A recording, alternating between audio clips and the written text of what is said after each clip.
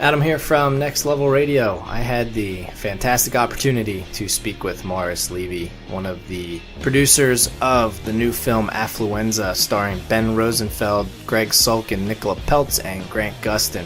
Definitely make sure you go check out this movie. I'll tell you what, if you can, go online and watch the trailer.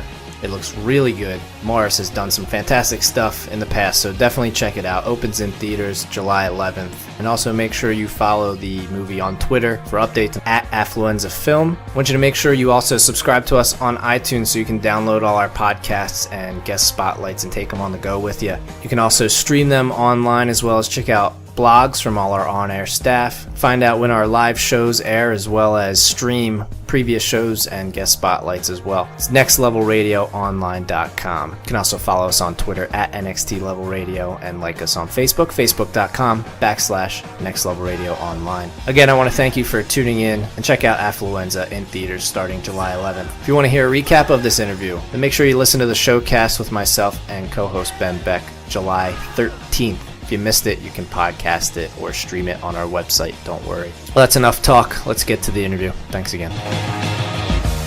Welcome to another Next Level Radio Guest Spotlight. I'm your host, Adam Gorey. Tonight's guest is here to talk about his new film, which opens this Friday, July 11th.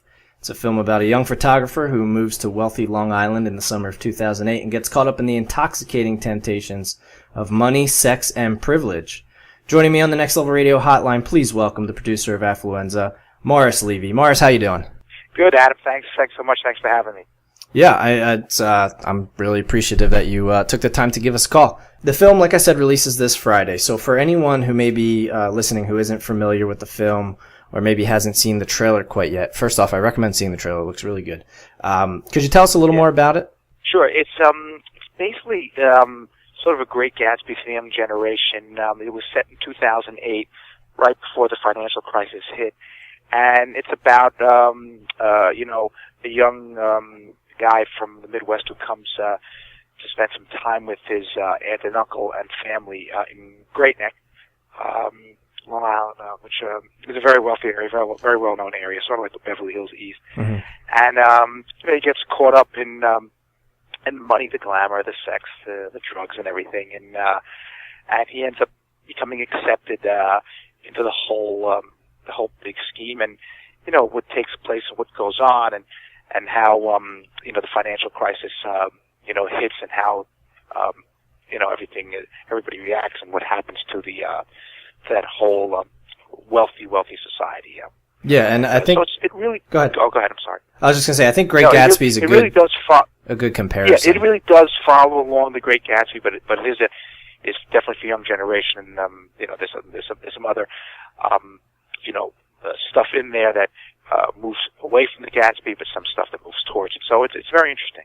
Right, and was any part of the film based about anybody in particular from true life experiences, or is it complete fiction? Well, it's funny. The director Kevin Ash was asked that question at one of the screenings, and he does take some of that from his growing up in the suburb there. So I would say some of it is fictionalized, and some of it's nonfiction. So a lot of it has to do with the way he saw things growing up, in and around.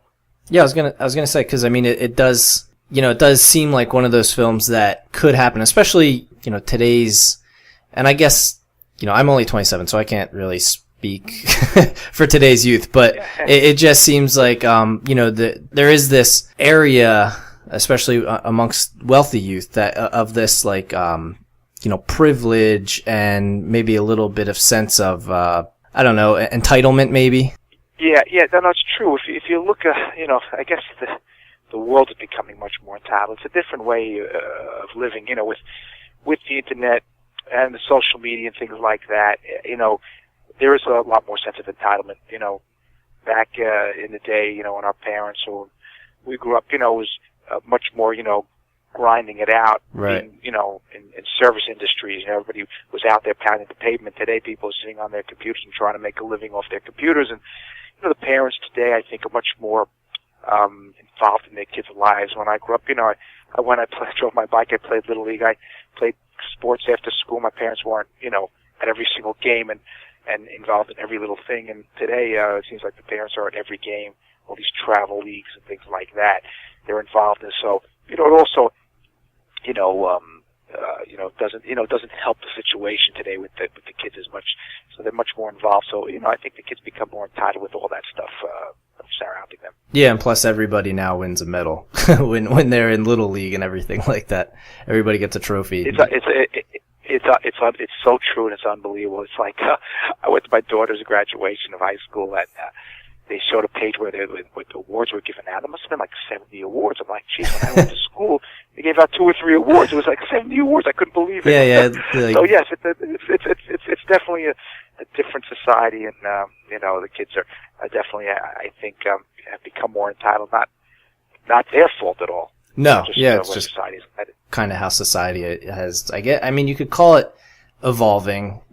Society. I guess it's more of a change and an evolution. But just looking at how things were 50 years ago was probably completely different how they were 50 years before that. So and 50 years from now it'll be something different too. So it's just kind of how society has gone. So, no question about it. What kind of release is the film? Is it a nationwide? Is it a little bit on demand? It's a nationwide. We're opening up in New York this Friday, July 11th, and we'll be going out day and date. So we'll be opening on VOD also, the same day as theatrical.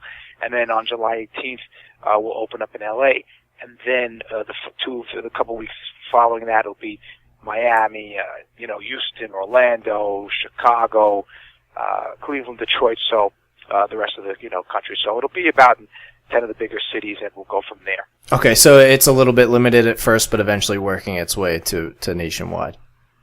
Yeah, we hope so. But it'll be we're definitely opening in 10 major cities over the next 2-3 weeks. Is Philadelphia one of them by any chance? Yeah, Philly will be also, yes.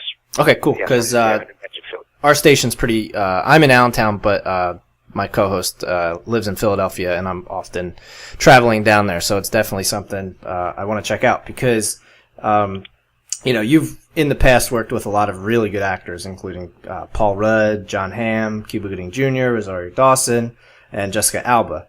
Yeah. What was it about some of the young talent in Affluenza that kind of stuck out when they were cast? I mean, I know you've worked with Nicola Peltz before in Harold, but even someone like Grant Gustin, and the rest of the cast, they're obviously very talented, not just from this film, but what their work prior to this film.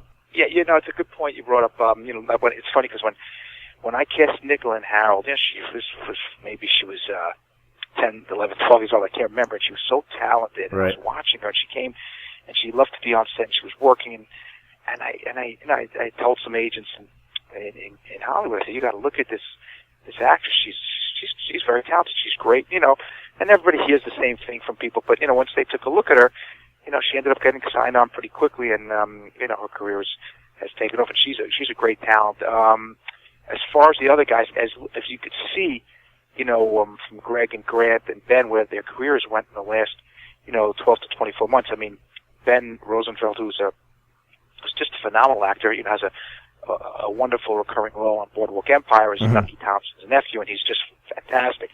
And then if you look at Grant Gustin, going from Glee to 90210, he just landed the DC comic character, The Flash. Yeah, I'm actually really looking forward to that because I watched and the WB's pick.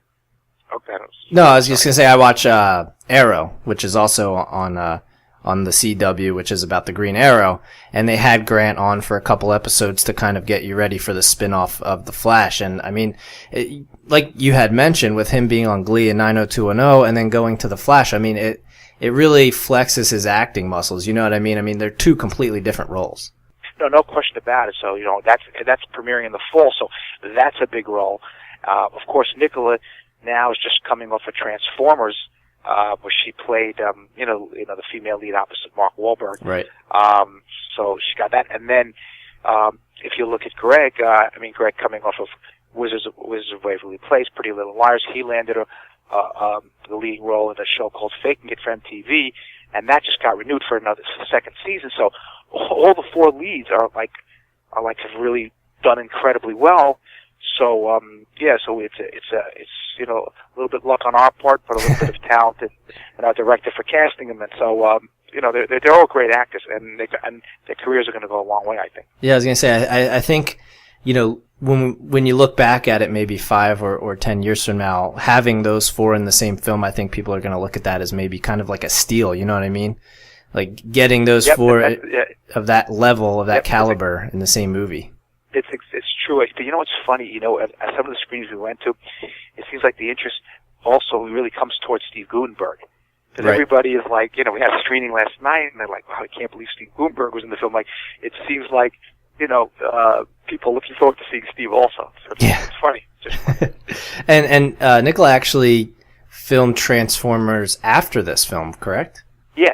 She had got cast for it, I would say at least 6 months after our film was completed. Wow, so she's been busy. So it was after. I mean, we had no idea.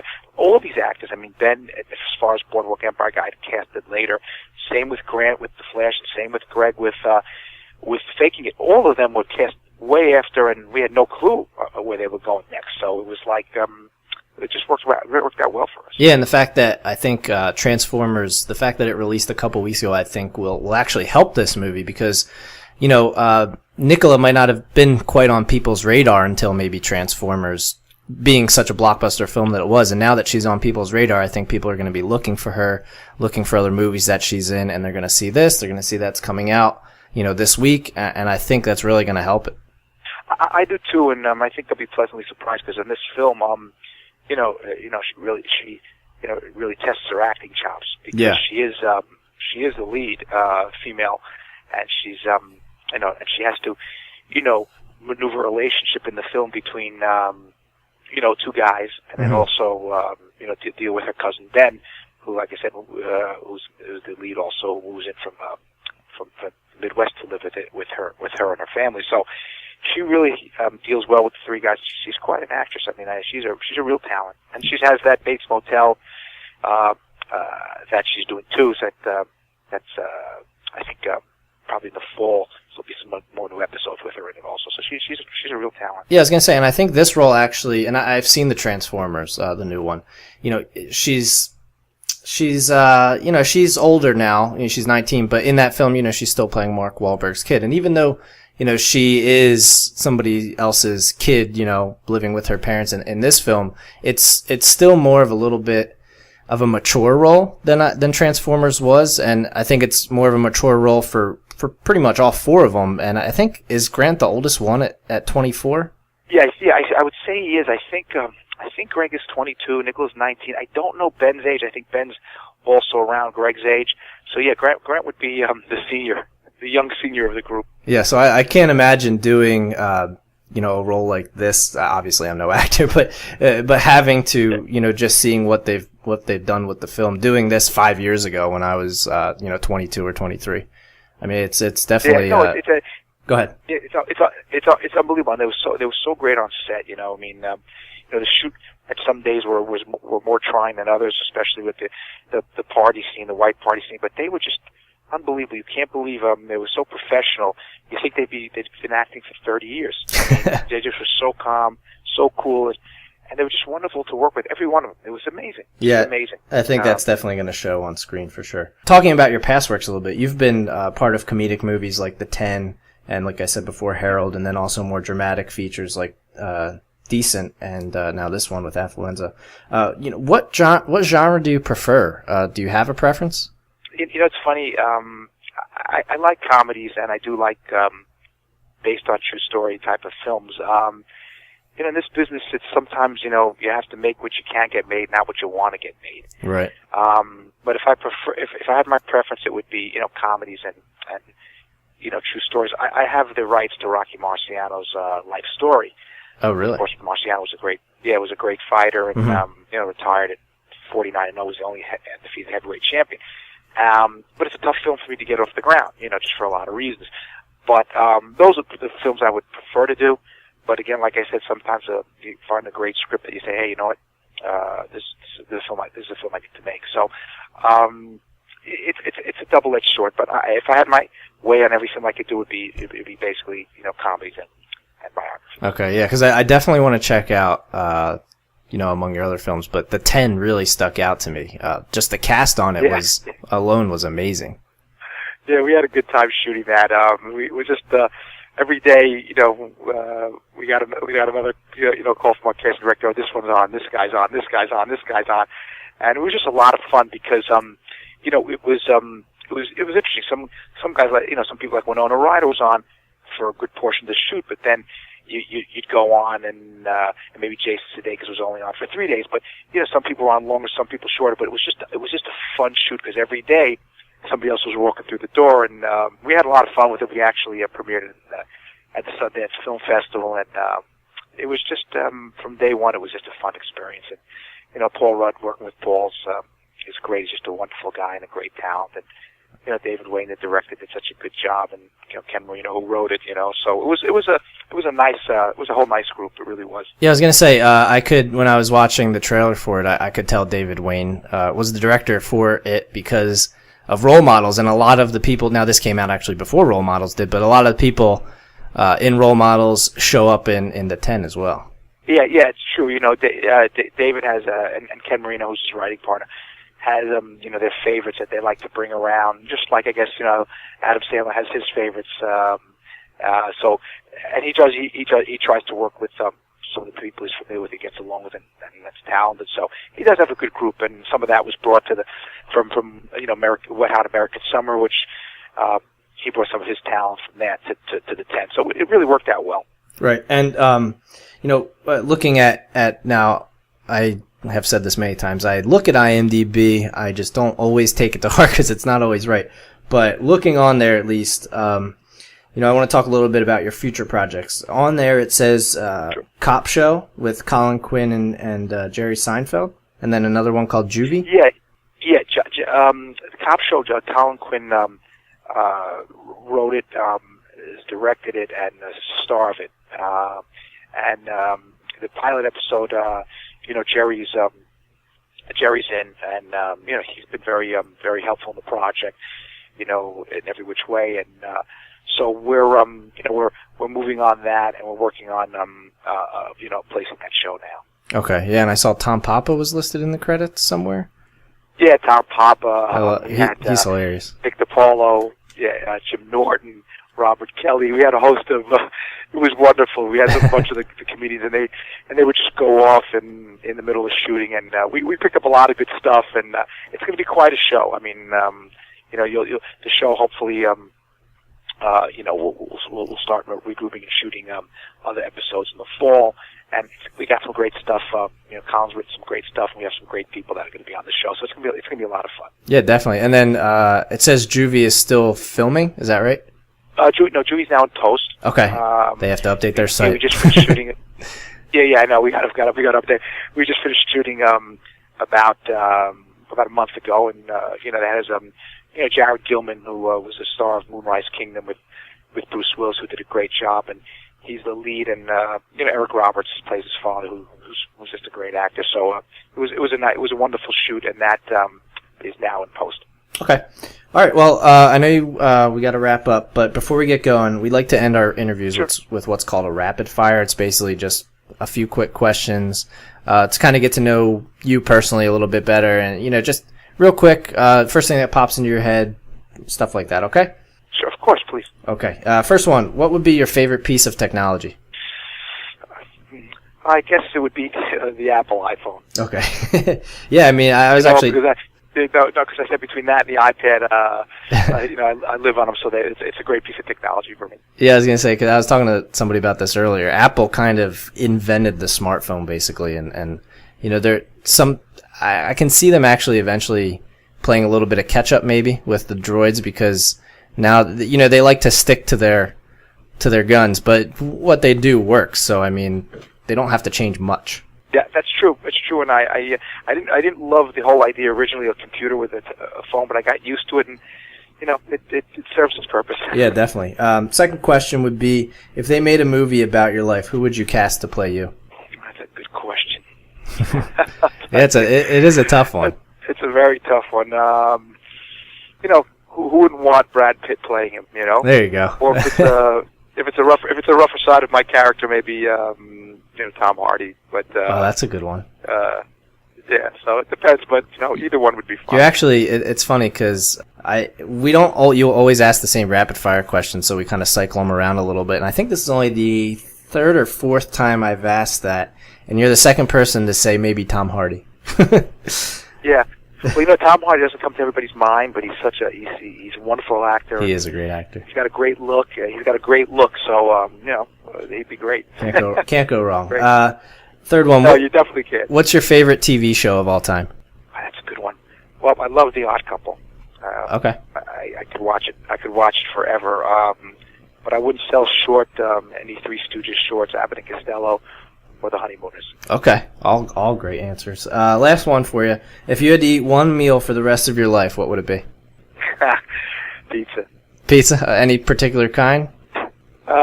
I just go with the regular margarita, mozzarella, tomato sauce. Yeah, you can't go wrong with that. That's if I had to eat that every day, I think I can live on that. And you get, you kind of hit some of your basic food groups. You get a little vegetable, a little carbs, little protein. and a lot of gluten. A heck of a lot of gluten, yeah. All right, Mars. Well, I really want to thank you for joining me. It's been a real pleasure.